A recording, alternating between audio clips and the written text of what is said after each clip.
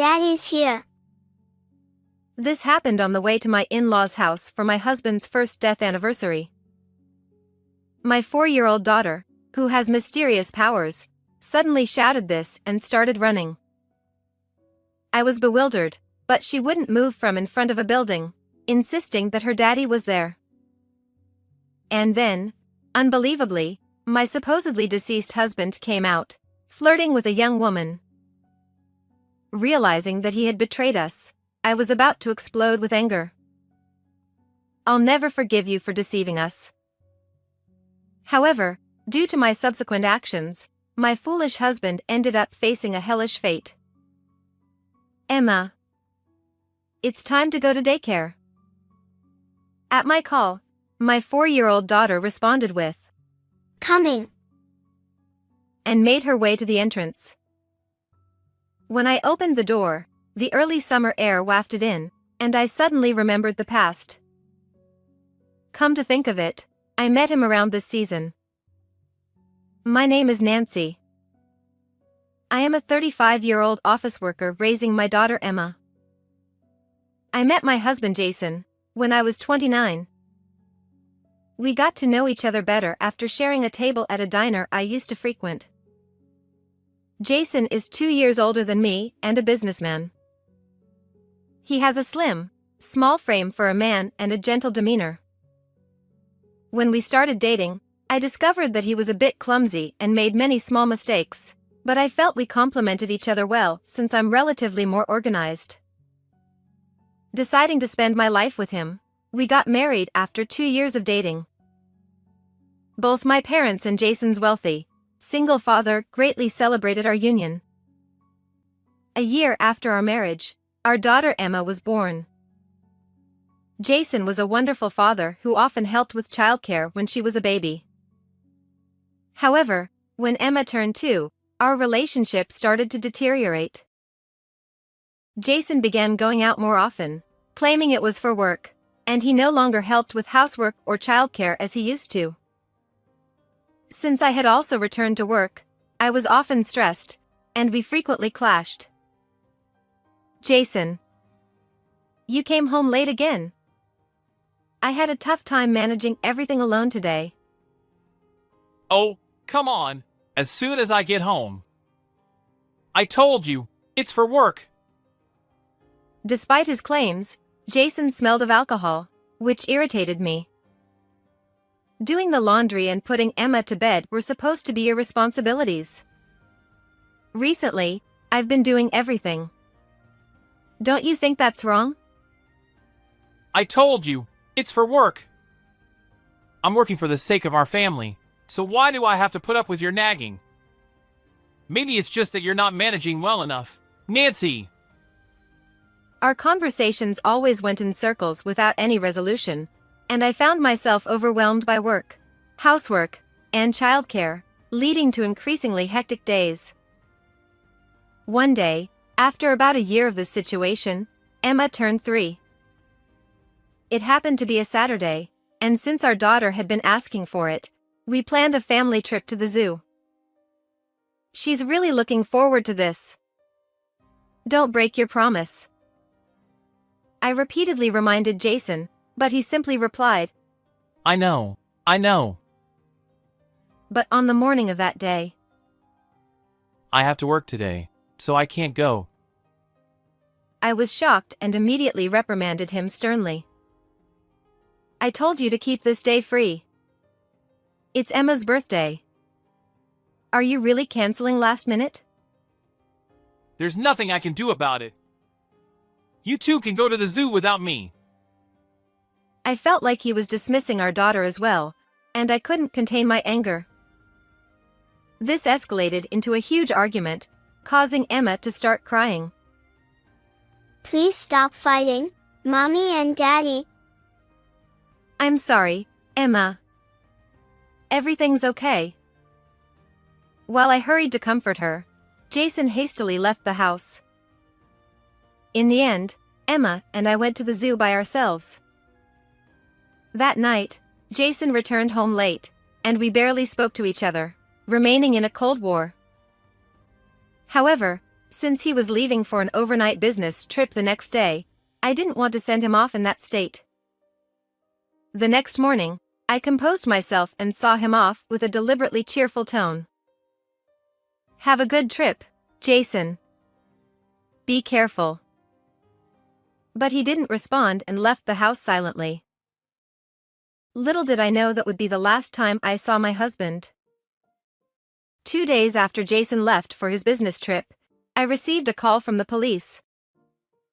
They informed me that my husband had disappeared from the overnight ferry he had been on.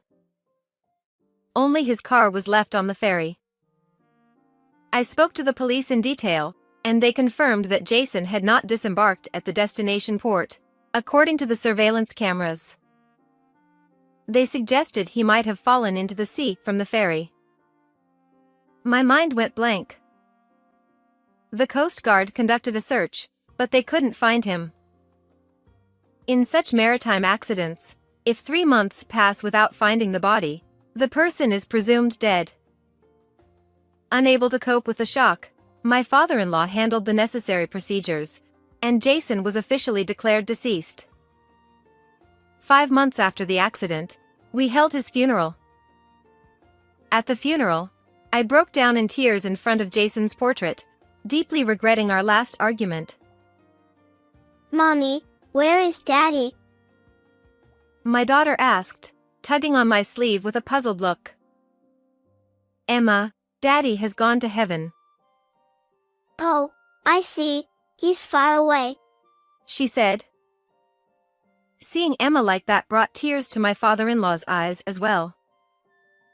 I hugged my daughter, and despite my overwhelming grief, I vowed to protect her by myself. After that, I did my best to endure the days without my husband. However, since Jason's death, Emma has been somewhat unsettled. She would claim to see things that weren't there or say things like, Daddy isn't in the sky, he's in a distant town. Worried about her, I watched over her with all the love I could muster. Then, 3 months after the funeral, as I was about to take Emma to daycare one morning, she insisted on taking a different route than usual. "We don't have time today, let's do it another time, okay?" No, we have to go this way. It hurts to walk on the usual path. What? What do you mean? It hurts? Today, we have to go that way. No matter how much I tried to persuade her, she wouldn't listen.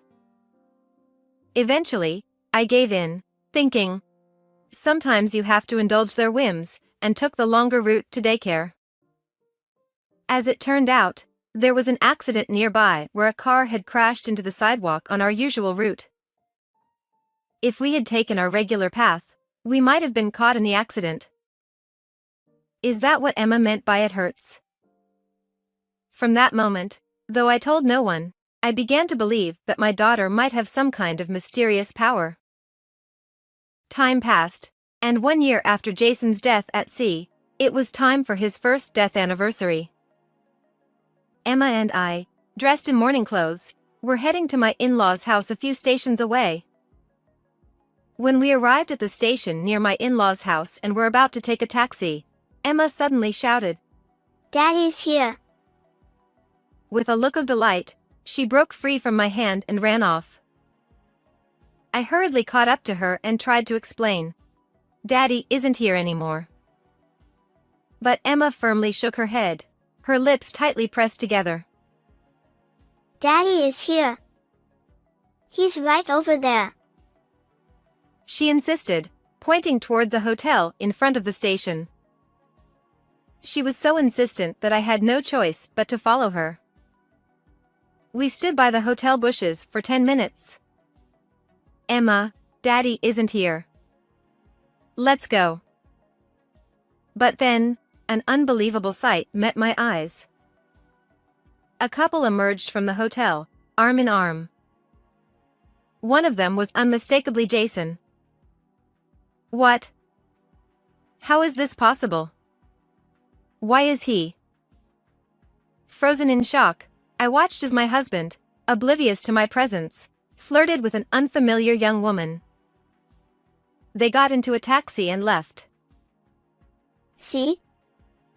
Daddy was here. Emma said triumphantly. While smiling at her, I felt a surge of intense anger. After all the tears I shed worrying about him. How could he deceive us like this? I'll never forgive him. I squeezed Emma's hand tightly and resolved to thoroughly investigate Jason and the woman. 1 week later, I was waiting in front of the station near my in-laws' house when I saw my cheerful husband approaching with the woman on his arm. "Oh, Jason. It's been a while," I said, standing right in front of him. Jason looked as if he'd seen a ghost. What the? Nancy, what are you doing here? "Let's sit down and talk," I said, guiding the reluctant Jason and the woman to a nearby restaurant with private rooms. How? How did you know I was here? "I saw you two around here last week. Then I told your father that if you showed up, no matter what you said, he had to contact me." You and Dad were in on this together. After seeing Jason at the station on the day of his first death anniversary memorial, I went to my in-laws' house as planned and told his father everything. It was the first time his father learned his son was alive, and though he was more angry than happy, he tearfully apologized for Jason's betrayal. The next day, Jason visited his father and introduced the woman, saying, She is my new girlfriend. He even lied, saying he disappeared because he was fed up with my supposed infidelity and neglect. "You asked your father for money, keeping it a secret from me, didn't you?" he told me. "Not that he ever planned to give you any money." What? Dad said he was happy I was back and promised to send me money behind your back. "He was just playing along with your story. I asked him to." Jason was left speechless. I took out my phone and showed them a video. It captured Jason and the woman walking out of the hotel arm in arm on that day. Despite my shock at his betrayal, I had the presence of mind to record it as evidence. Seeing the video, Jason looked flustered and panicked.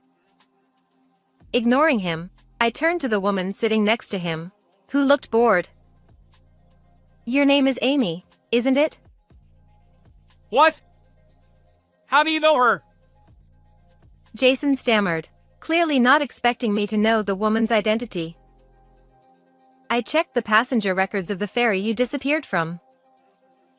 Indeed, the woman sitting before me had been on the ferry that day.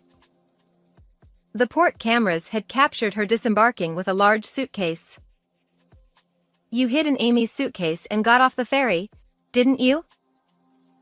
Given his small, slender build, Jason could pull off such a trick. When I realized this, I was both shocked and disgusted. Jason, sweating and looking nervous, finally admitted it. Yes, that's right. I was seeing Amy even while I was living with you. We met at a bar and fell for each other. "Why did you decide to disappear instead of divorcing me?" I didn't want to pay alimony or child support. If I went missing, I figured I wouldn't have to. Jason smirked as I remained silent. I love Amy! I lost patience with you a long time ago. You're getting older, always nagging about chores and taking care of Emma. Of course I'd choose young, cute Amy over you. Holding back my urge to retort, I asked how he managed financially during the year he was gone. He said he had used his savings from before we were married, kept in an account I didn't know about, to live a carefree life. When that ran out, he went to his father for help. So, what are you planning to do now? I asked. "Well, I think it's about time I returned. I'll come home for a bit. I need to get back to work soon anyway. By the way, is Emma doing well?" I was utterly dumbfounded by Jason's casual attitude. What are you talking about? You're officially dead. What? I explained to Jason that since he went missing in a maritime accident, he had been officially declared deceased, and even his family registry had been updated to reflect his death. What? I'm considered dead? Are you serious? Jason, with his foolishness, had believed that without a body he would simply remain a missing person indefinitely. By the way, we've already held your funeral, and everyone around us believes you're dead. Your insurance and driver's licenses should have expired as well. Of course, you've been deregistered from your company, I said. Upon hearing this, Jason turned pale. What? What should I do now? He stammered. I have no idea. For now, you'll have to take responsibility, I replied calmly. Huh? I calmly proceeded to demand a lump sum of $130,000 for alimony and child support combined. What? There's no way I can pay that. Jason shouted at me, his face turning red. Even his previously silent mistress Amy chimed in. Hey! Don't mess with us! Amy, of course, I'll be demanding compensation from you as well. You owe me $2,500. Pay up, okay? Jason and Amy erupted into a heated argument right in front of me. I watched coolly, sipping my coffee. Eventually, their quarrel escalated to discussions of breaking up, and Jason suddenly knelt down before me. I'm sorry, Nancy. I'll break up with her and come back to you. Please help me. I can't pay that money, and I don't know what to do being declared dead and all. Jason rubbed his hands together nervously above his head, pleading desperately for forgiveness. I'll never forgive you for deceiving and betraying us. I won't budge on the amount I'm demanding. Work it out yourself, you jerk. Leaving the stunned pair behind, I walked away from the scene. Subsequently, Jason's status was restored after his survival was confirmed, but we divorced soon after. The inheritance I had received when he was presumed dead technically had to be returned, but it was instead allocated as alimony and child support. Jason faced considerable backlash from various quarters for faking his death and, naturally, could not return to his job. Jason and Amy eventually broke up, with Amy paying me the compensation and then disappearing. Rumor has it she was disowned by her parents and had to work in nightlife to make ends meet. Currently, Jason has been sent to live with relatives who run a forestry business, where he works hard in the mountains. I hope he learns his lesson and reflects on his actions. As for me, I have moved back to my parents' house to raise my daughter.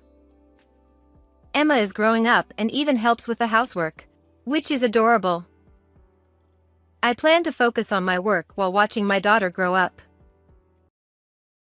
The letter that arrived after my daughter took her own life following her funeral read, If you're reading this, Mom, it means I'm no longer in this world. I continued reading her message in a daze, unable to comprehend.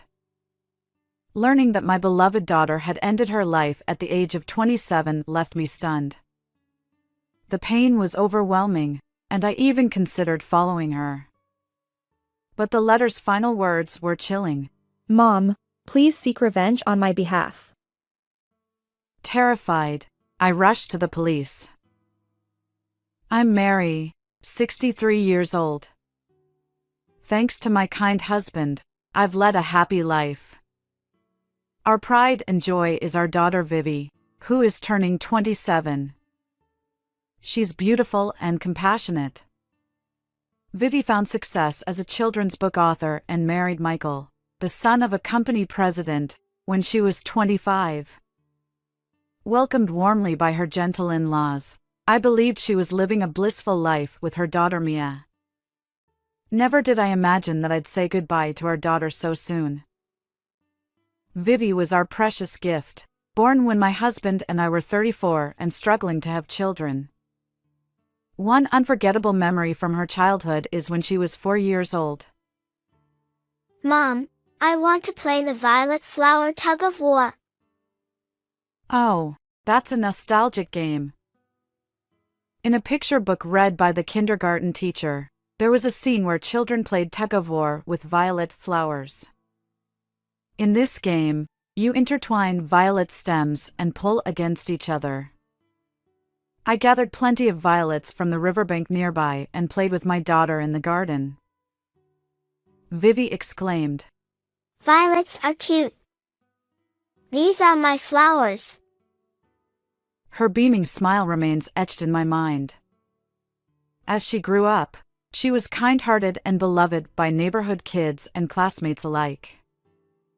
In college, her hobby of creating picture books earned her awards, and she became a successful author. Her wedding was filled with blessings, and she and Michael welcomed their daughter Mia into the world. Truly, those were days of smooth sailing.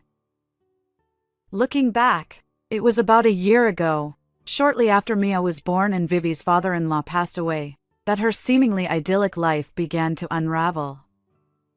Michael, who had been the vice president at the company, took over as president. Worried about Karen, Vivi's mother-in-law who would be living alone, Vivi and her husband decided to live with her at Karen's house. Around that time, I noticed something subtly off about Vivi. Each time we met, she appeared thinner, her complexion paler. It was about 6 months ago when Vivi visited our house. "Why did you come alone? How's Mia?" I asked. She averted her eyes and replied sadly, Karen won't let Mia out of her sight. She wants me to focus on household chores since she's watching Mia. I protested. "But, don't you want Mia close to you?" She sighed. I do, but I think Karen is infatuated with Mia. According to Vivi, Michael was swamped with work and couldn't lend a listening ear. I felt Vivi's emotions and became disheartened.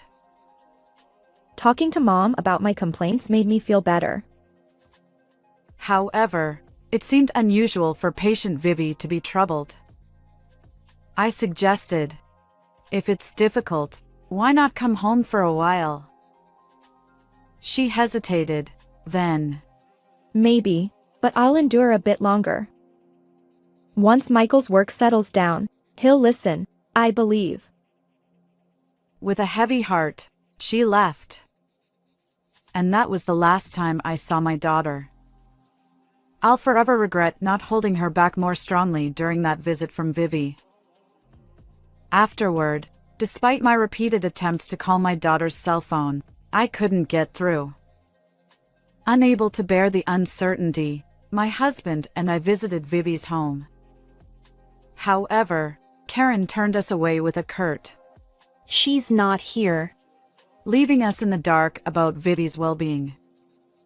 Desperate, I contacted Michael, but his response was far from comforting. Family dynamics are fine. Besides, even if she's your only daughter, meddling in the affairs of a married child is overly protective, don't you think? His lack of understanding left me disappointed. As I worried about Vivi, time slipped away, and there was nothing more I could do. Then, several months later, Michael called out of the blue. Please stay calm. He began. Vivi has taken her own life. The unbelievable words left me in shock, and the world seemed to darken before my eyes. What? No way. I stammered, my trembling hands clutching the phone. According to Michael, Vivi had obtained poison online and left a farewell note on her computer. Life is too painful. I'm going to the other side. When he arrived home early one day, he found Vivi collapsed. Karen and Mia were out at the time. Despite Michael's efforts, Vivi was already cold, lifeless. An ambulance was called, but at the hospital, they confirmed her passing, and she was taken to the mortuary without any chance of treatment. I was deeply shocked. If Vivi was suffering so much, why didn't she confide in me? And the fact that Vivi, who cared so much for Mia, took her own life. I simply couldn't believe it. My husband and I rushed to the hospital, where we found Vivi lying there, unrecognizable. In a panic, I clung to my daughter, pleading, "No, Vivi.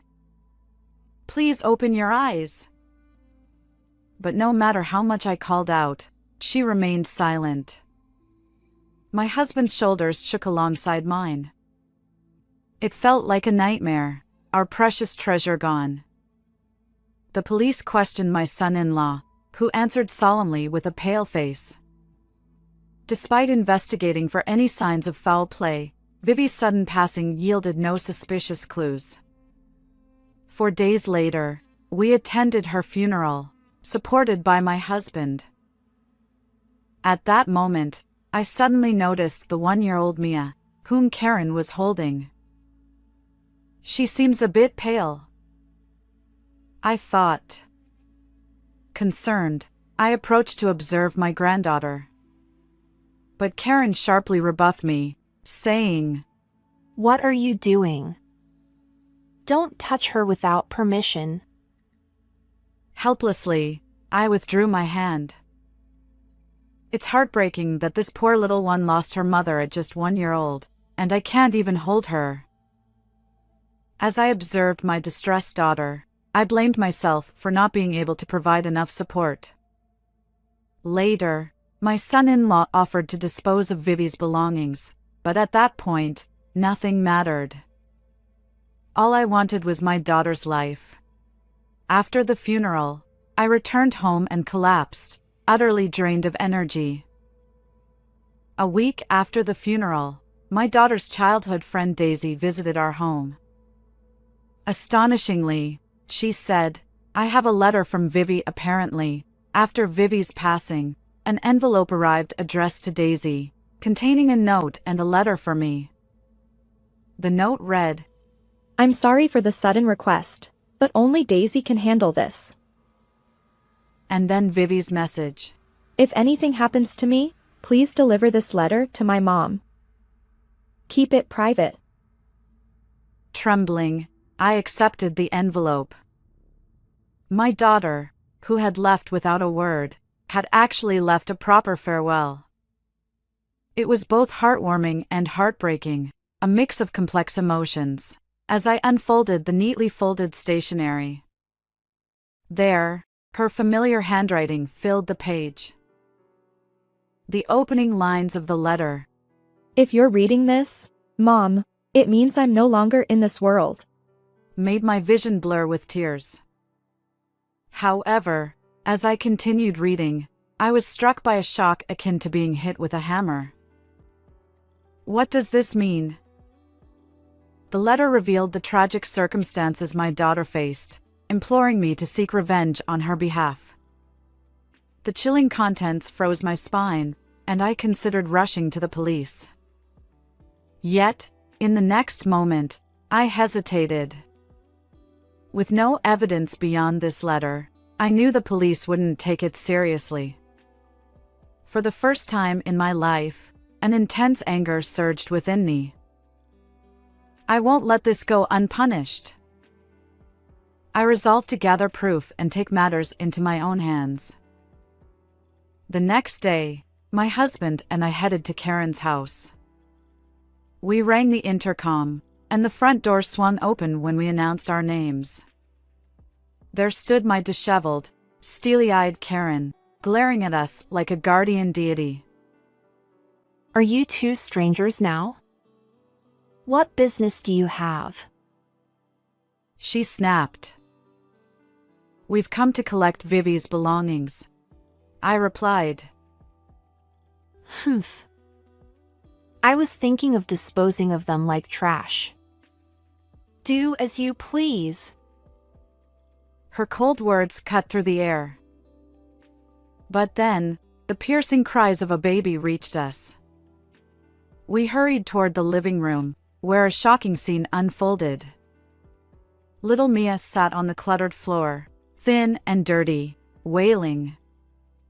An empty milk bottle lay nearby, and her swollen diaper revealed neglect.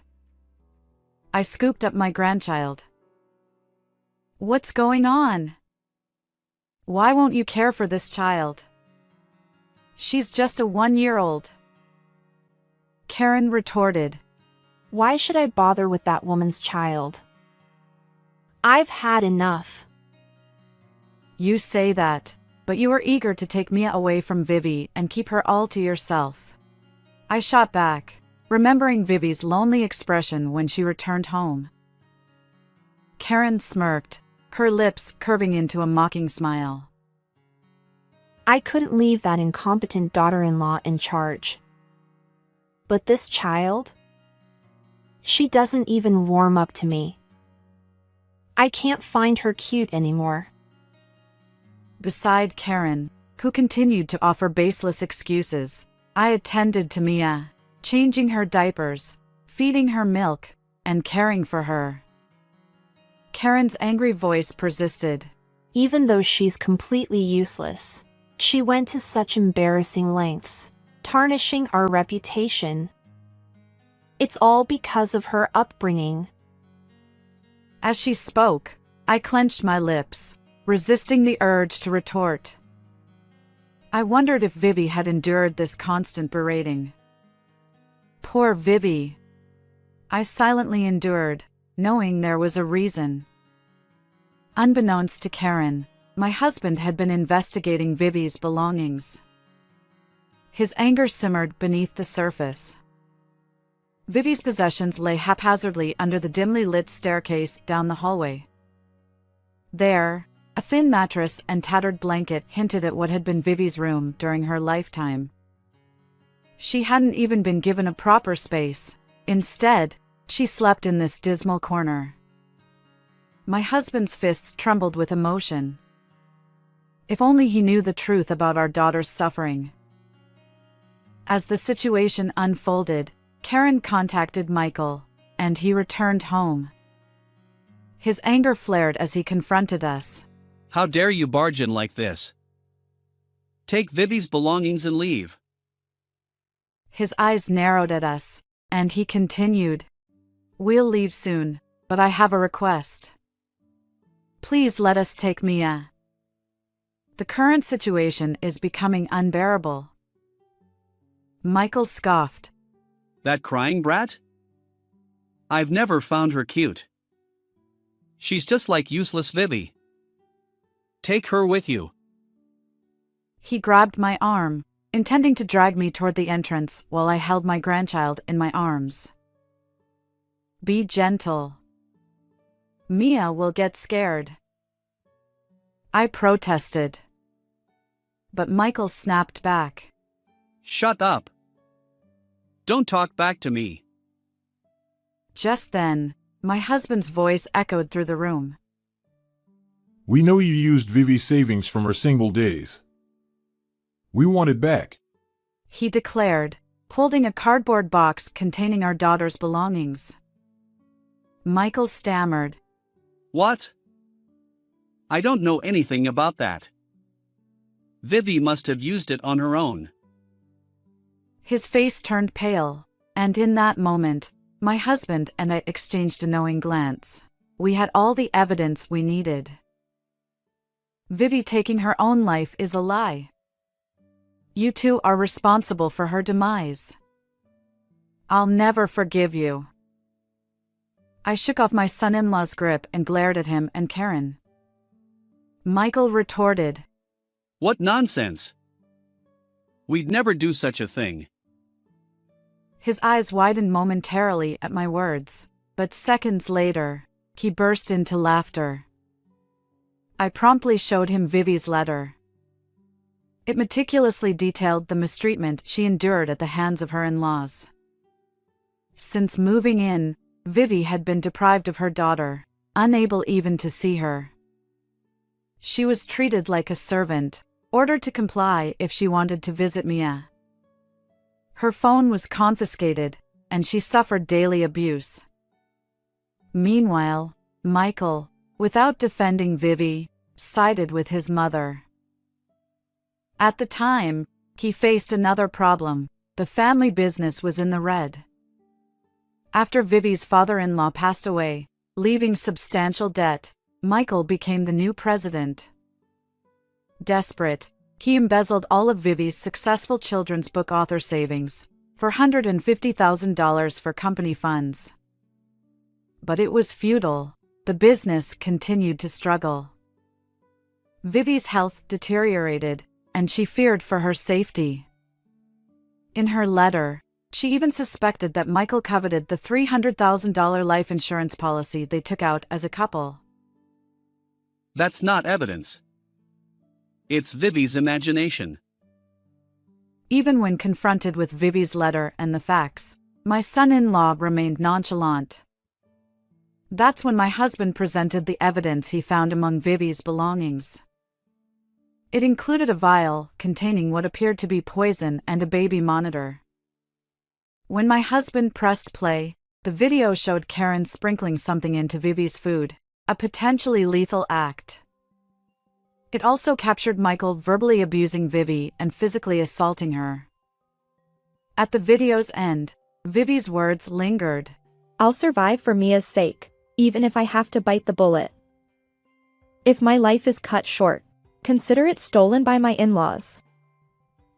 Her tone, as she stared into the camera, conveyed determination, not despair.